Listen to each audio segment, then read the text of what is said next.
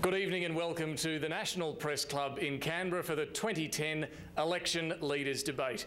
Please make welcome Prime Minister Julia Gillard and Opposition Leader Tony Abbott.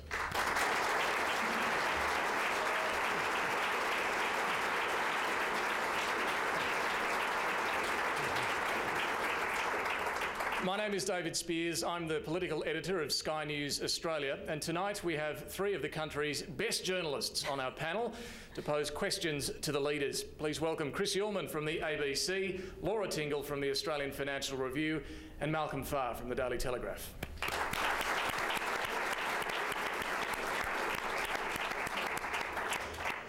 Well, all of us have to vote on August 21, and tonight we want to help you decide who should be leading Australia.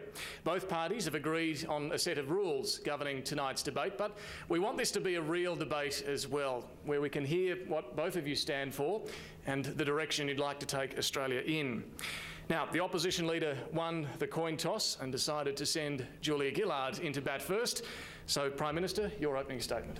Thank you very much, David. Thank you, Tony. In 27 days' time, Australia will make a choice. I believe it's a choice between Australia moving forward or going back. And I know you've heard me say those words before. So tonight I'm just going to take a few minutes of your time to explain what I mean by those words. I think Australia is a great country, the best country on earth, but it can be a better country. And that's what I mean by moving forward. All of that starts with a strong economy, with a prosperous Australia. And that's why, when the global financial crisis threatened this country, we did what we needed to do to protect Australian jobs. Now, that was the Better Economic Plan. And for the future, we have the Better Economic Plan, a plan to bring the budget back to surplus in 2013, 3 years earlier than scheduled and before any other major advanced economy in the world. An economic plan where we've given the mining industry certainty, and we will cut company tax because that will make a big difference for jobs in the future. A better economic plan where we can increase superannuation for more than 8 million hard-working Australians, a plan to support small business, and a plan to build the national broadband network, because that is so important to the jobs of the future and how we will live in the future. And with a strong economy, then we can provide the services that families need, great schools, decent healthcare. I'm absolutely passionate about making sure that every Australian child, every child, gets a first-class education. That's why I will deliver a national curriculum, why I will keep investing in the quality of the teachers standing in front of that classroom, why I will keep rolling out our trades training centres, because they're so important, just so important, to getting the real skills that kids need for life and for work. And it's also why I want to invest in a GP after hours hotline so you can find a doctor when you need one. That's why I'll train 1,300 new GPs and 3,000 new nurses. Great services, good schools, that I believe takes us forward. I also believe it takes us forward if we have a sustainable Australia, not a big Australia. And that's why I want to make record investments in solar and renewable technologies. I believe in strong border protection and cracking down on people smugglers. I also believe this is not a time for us to turn back. If you want to lead this nation, you've got to have your eyes on the road ahead, not in the rear vision mirror. That's what I stand for. Prime Minister, thank you. Mr Abbott, your opening statement. Thanks, David, and thanks, Julia. This election is about a fair go for families struggling with cost of living pressures. It's about a government that you can rely on to deliver. It's about respect for democratic process.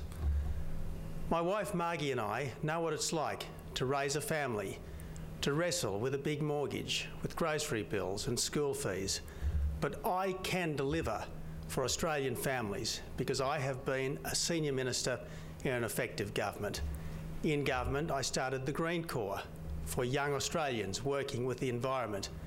I massively expanded work for the dole, And as Health Minister, I got bulk billing to record levels, put an extra $10 billion into public hospitals, and expanded Medicare to cover allied health professional treatment, including dentistry.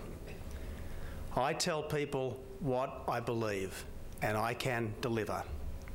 If you elect the Coalition, you'll end the waste, you'll repay the debt, you'll stop the taxes, and you'll stop the boats. That is my pledge. That is my action contract with the Australian people. Above all, you'll get a better run economy, and a strong economy is the foundation, the necessary foundation for a fair go for families, carers, seniors, farmers, veterans and small business people. Right now, our future is at risk for a government which is all clever politics but absolutely hopeless at running the country. They're wasting billions on pink bats and overpriced school halls. They're borrowing $100 million every single day, and they're threatening our economic future with their great big new tax on mining. This government is so hopeless that just a month ago, in panic, they sacked their own Prime Minister. In the Prime Minister's own words, the government has lost its way. But Julia Gillard can't talk about her record because things have gone from bad to worse since she took over. There's the boat people fix that got lost somewhere in the Timor Sea, and there's the climate fix, which is just another talk fest. It's not good enough, and it will just get worse while a bad government thinks it can spin its way out of trouble. There is a better way. If you elect the Coalition, you'll get a fair income paid parental leave scheme. You'll get a standing Green Army, 15,000 strong, to work on land care projects. You'll get community-run hospitals with more beds, and you'll get schools run by parents, not bureaucrats. So I ask for your support to end the waste, to pay back the debt, to stop the tax and to stop the boats, because that's what the people of Australia have a right to expect from government. Tony Abbott, thank you. Before we get to questions from our panel, I just want to kick off with a couple of the broad themes you've both raised there. Prime Minister, first to you. When you did bring down Kevin Rudd a month ago, you acknowledged that it was because the government had lost its way, and you said there were three areas that needed to be fixed: asylum seekers, the mining tax and climate change. But on asylum seekers, boats are still arriving. There's still no real solution there. On the mining tax, big sections of the mining industry are still deeply concerned about the tax. And on climate change, you've proposed another talk fest. So have we really moved forward? I believe, David, we have moved forward, and let me go through some of those issues. What I wanted to do was bring certainty to the mining industry, and now we have an arrangement where the biggest miners in this country have agreed to pay more tax. Now, Tony said he doesn't want to take it, but that extra tax, that $10.5 billion, will support vital things like cutting company tax, growing the jobs of the future, investing in superannuation, investing in infrastructure, and supporting small business. Yes, there's a process to work through, led by a leading Australian miner, Don Argus. And of course, on asylum seekers and border protection, I want to strengthen border protection.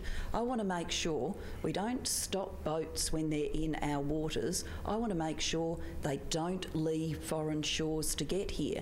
Now, that's going to take some time and working through with our regional partners, and we've started that process. And at the same time, I've invested in increased surveillance and other equipment to work with Indonesia, one of our regional partners. Now, on climate change, once again, I believe in climate change. I believe it's real. And I think Australians can help me here, help me, help the nation, help their fellow Australians work through to a community consensus about a long-lasting solution. But in the meantime, we will make sure that there are no new dirty power stations built. We'll make sure we invest $1 billion in bringing the clean energy of the future from remote parts of the country, the north of Queensland, Western Australia, the Cooper Basin in South Australia, to our very own homes. We'll invest to make sure